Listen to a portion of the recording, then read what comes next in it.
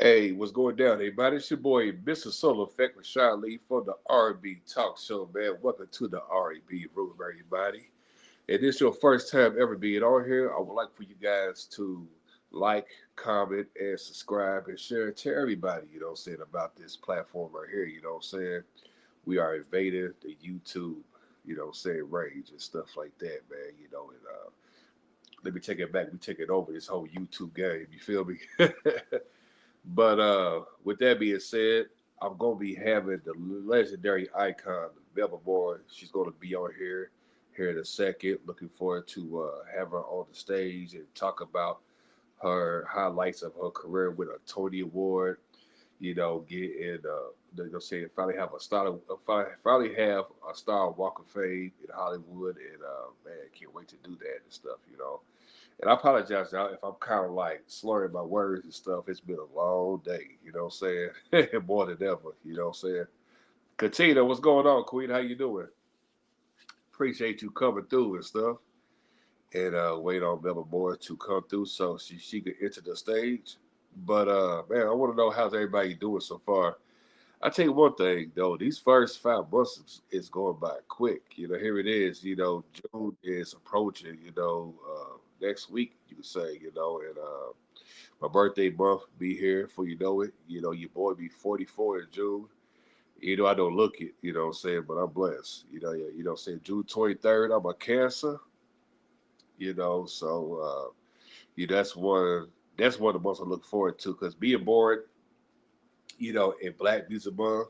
Plus, I'm a father, so Black Music Month, Father's Day, and my birthday, it's the best time about, what I'm saying, I could have in a month, so I can't complain, what I'm saying, about that. I tell you one thing, being this business, I mean, I love it and I enjoy what I do, and I can't even complain because, to skip what I just said, coming soon in July, the RB Talk Show will be making a special one-time appearance, on Apple TV. Matter of fact, I'll be doing a couple episodes on there, so be on the lookout for that. So, in between me doing that and then also to being here on YouTube, I will be going back and forth, have my platform, on there, just, a couple of shows in between and everything. So I'm looking forward to that. Plus, you guys get a chance to see new music videos as well as throwback jams and stuff like that, from, back in the day to now. And hold for 1 second, y'all. Hold on. Hello?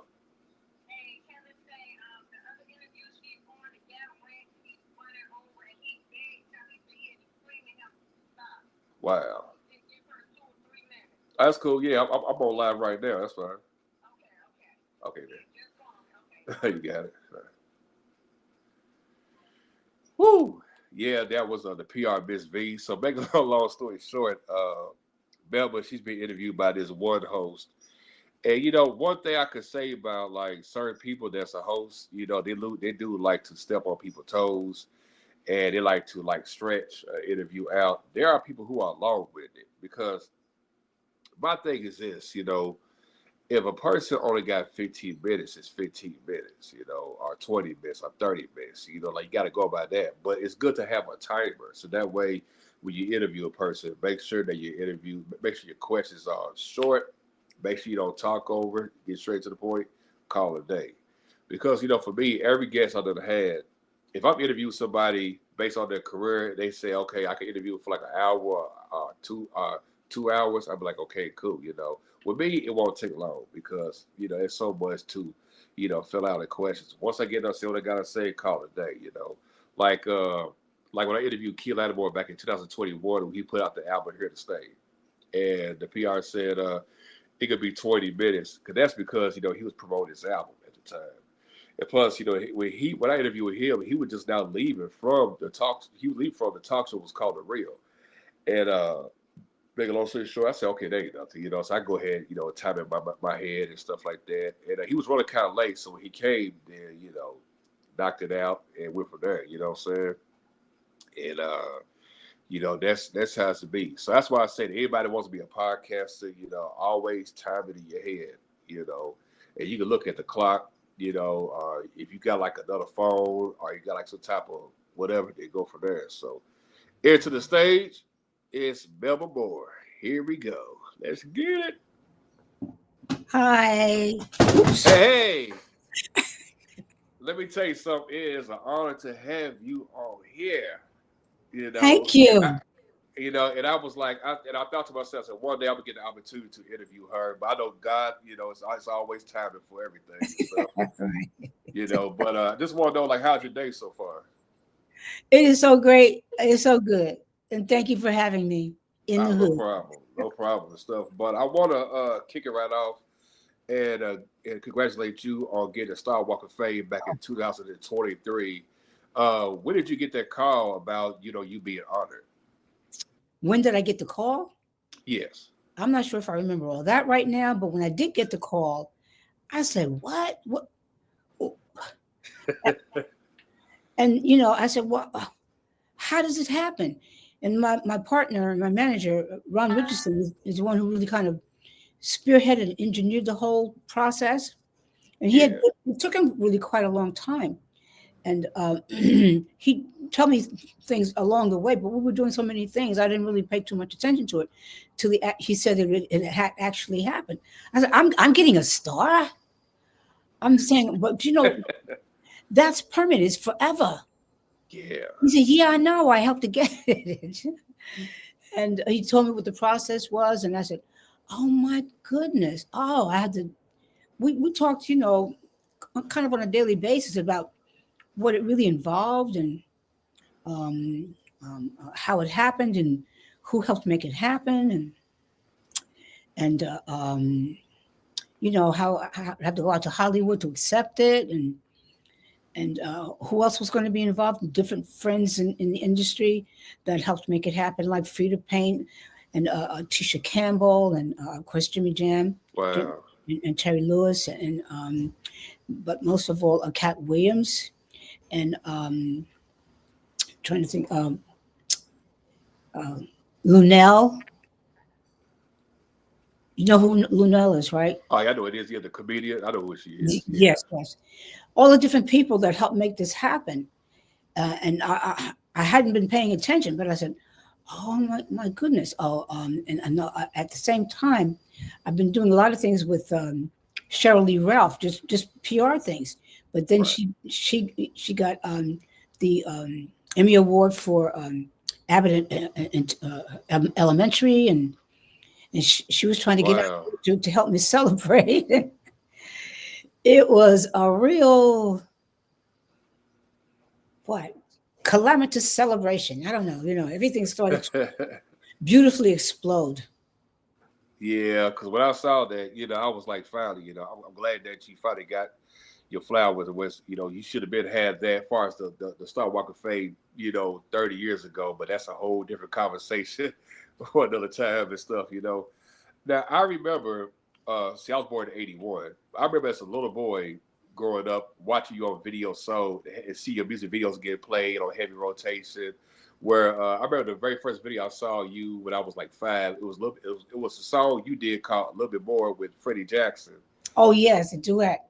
Yeah, and I remember just watching you. I was like glued. I was like, "Who is that?" I was like, "Man, she is so beautiful." And I told my mom, I said, "She's pretty," you know. And if my mom was here, she would have told you the whole story. It'd be long and stuff That's like that. beautiful. I want to ask you this: does the music video "Falling" was that your daughter? That music video? No, but she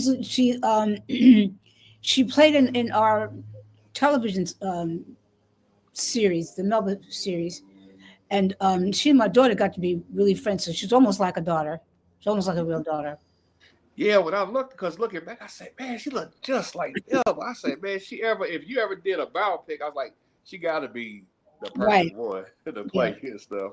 Yeah. Uh, the music video that you did do was like an all star. Was called "Lift Every Voice." That had Bobby Brown, the Winans, and everybody on there. And I thought to myself, I was like, that song that should always be revisited, because what you brought to the table should always be mentioned in the conversation. I don't think nobody has ever done that. It's one thing you Mhm. got a producer like the We Are the World, but for you as an Right. artist to bring everybody in, like how did that come about? Well, for one thing, I had seen Dr. Dorothy Height, who was the head of the National Council of Negro Women organization, that was bequeathed to her. I can't think of the incredible woman's name, but I saw her. She was like getting an NAACP award, Wow. and I had seen her for the first time, and I found out where to contact the organization. I called her and I said, I was so just impressed with her. I realized when I saw her, I needed a mentor. Wow.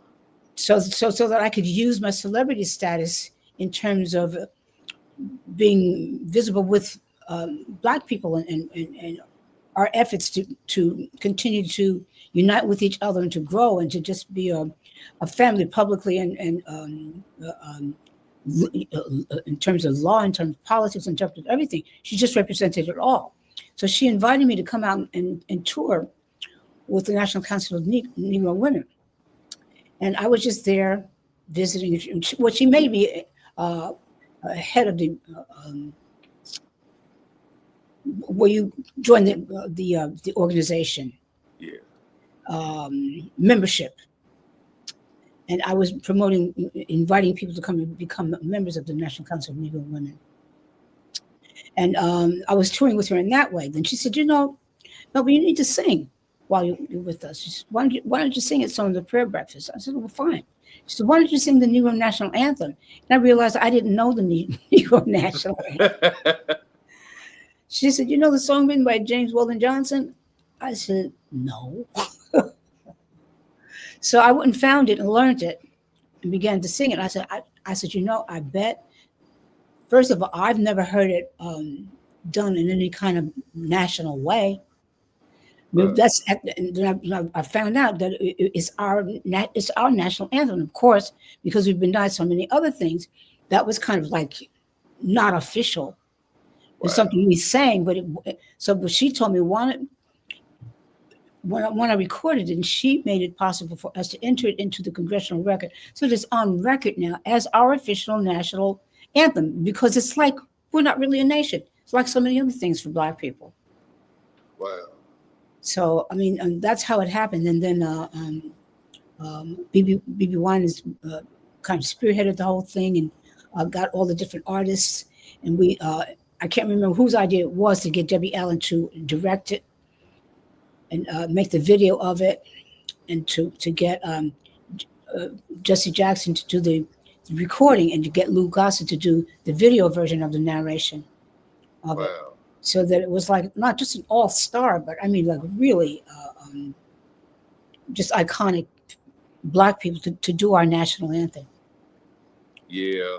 And I think that's something needed, especially in 2025 with so much events that's going on, in the world, we definitely need that. It's crazy how everything was so uplifted, everything was together, we always do with it. And that was like with the younger artists, it's like you would never catch them doing that. I don't know if it's a pride thing or they'd be like, if I do this, well, I might feel too old and stuff. It just crazy, how that goes. I hate that. That's why I say, music we definitely need that lifting, especially this time of the day and stuff. With the movie you did, Fight Temptations with Beyonce, Cuba Gooding Jr., and Angie Stone. What's Angie Stone was in the movie? What was the question? The movie that you did do back in 2003. Yeah, Fight Temptations. Yeah. I mentioned it was Melba Moore. I mean yourself. Oh, you said Angie Stone. Angie Stone, yeah. Yes. Was she in that movie? Yeah. Oh, yes. Yeah, she was in that movie. Okay, yeah. And they had Montel Jordan, a handful of people. Montel Jordan. Yeah. What was it like being part of that crew and filming that movie? Excuse me, Pastor Shirley Caesar. Pastor Shirley Caesar, yeah. Eddie Levert. I'm trying to think of different people because it was so wonderful. Yeah. Well, I was going through. I guess I'm still going through it. I don't really go see a lot of movies and stuff because I am born again. I don't like a lot of violence and cursing and kind of stuff. That's kind of kind of automatically going to assume that if you see a movie that's popular. So I don't really go to the movies much, or I didn't watch the movies much. So I wasn't really that aware of Cuba Gooding Jr.'s work. Oh wow. Naturally, I knew his father's work as a singer and recording artist. Uh, so he played the choir director, and when we were having, this is one of the wonderful moments that I had with that film. He stood flat-footed and did a back overflip. I said, "Oh, what did he just do?" He wasn't even doing anything because he's an athlete, you know. I said, "Oh my God!" But to me, like, there's so many different talents in that movie. Each one were equally just amazing. It was so diverse in all the rapping and then all the different kinds of talents that were there. And I think it was Beyonce's first movie. Wow. Oh yeah, yeah. Well, it was yeah. As far as like the box office, well, the year before that was Austin Powers. Then it was Five Two Texas came You're in. right. You're right. It Yeah, was Austin Powers movie. You're right. yeah, I forgot about that one. yeah. Right. Before we wrap it up, I know we got like 4 minutes left. What is next for Melba Moore? Oh, just lots of new music, new touring, trying to stay relevant, and just lots of good work. I'll be out there. You'll see me because I have, like I said, the thing that seems to be driving my career right now is new music. Yeah, Keep your eyes and ears out for new, primarily dance songs. yeah, absolutely. Looking forward to it, and hopefully, whenever you do got time, I love to like talk about your whole biography story, Thank you. and stuff, because especially because like you got so much history, and I can't wait to talk about that. And next I, time sh- I, sh- I should I should remind you and ask you to let people to look out for "Take Her Picture Down," which is the latest single from my last album, which is "Imagine." You should look out for that. I've been so general, but you can look out for oh yeah, look "Take at Her that, look Picture Down." definitely got forward to Please. that. Cool, you do come back over here. I want to talk about the movie you did. I think it was called "Death by Temptation" with Kadeem Hardison, Oh, and everybody was in that movie. yeah, I got to talk about Samuel that. Jackson, everybody. I think it's Absolutely. like kind of an underground hit. Oh yeah, yeah, it definitely was. I ain't gonna lie to you. I was scared. That movie had me paranoid up for 5 years straight. Back then, I couldn't even sleep and stuff. It was a good Yeah, film, and you definitely did an amazing job playing your part. thank In the you. film and stuff. And we all put together, man. That was a great masterpiece and stuff. That was kind of like the Vampire Brooklyn, but that was a Yeah, comedy type. yeah. In The my opinion. scary movie. Yeah. But with that being said, thank you so much. Take your time coming on here. I know you're a busy woman. Big shouts to your management team. Big shouts to Miss V for making this interview happen. And with that being said, we are out of here. Thank you. Thank you for having your doors open to me. And if it's okay, I will be back. Oh yeah, can't wait though. Say in your words, your song, read my lips. Thank you so much. It's been such a pleasure. You take care. All righty. Bye bye.